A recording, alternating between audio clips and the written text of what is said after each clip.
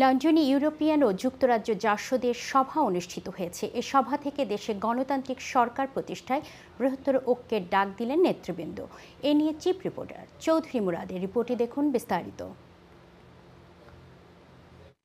দেশে অরাজক পরিস্থিতি থেকে উত্তরণের লক্ষ্যে স্বাধীনতার পক্ষের সকল রাজনৈতিক শক্তিকে নিয়ে একটি বৃহত্তর সংগ্রাম পরিষদ গঠনের লক্ষ্যে লন্ডনে ইউরোপিয়ান ও যুক্তরাজ্য জাসদের সভা অনুষ্ঠিত হয়েছে।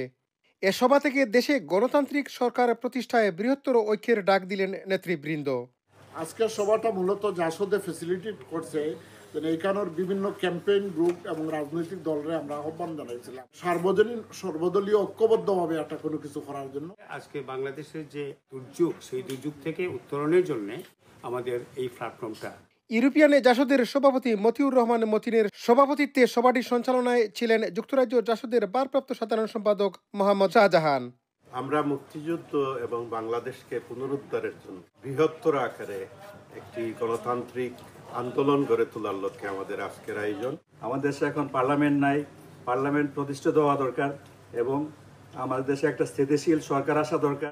দেশে যে অরাজকতা চলছে তার বিরুদ্ধে যেন আমরা সবাই রুখে দাঁড়াতে পারি।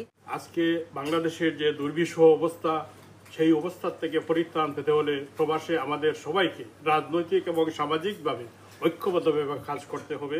এ সভায় উপস্থিত থেকে বক্তব্য রাখেন যুক্তরাজ্য নেপ সভাপতি প্রবীণ রাজনীতিবিদ আব্দুল আজিজ, যুক্তরাজ্য জাসদ কার্যকরী সভাপতি অ্যাডভোকেট মুজিবুল হক মনি, বাসদের মোহাম্মদ শওকত, রুহুল আমিন চৌধুরী সহ আরও অনেকে।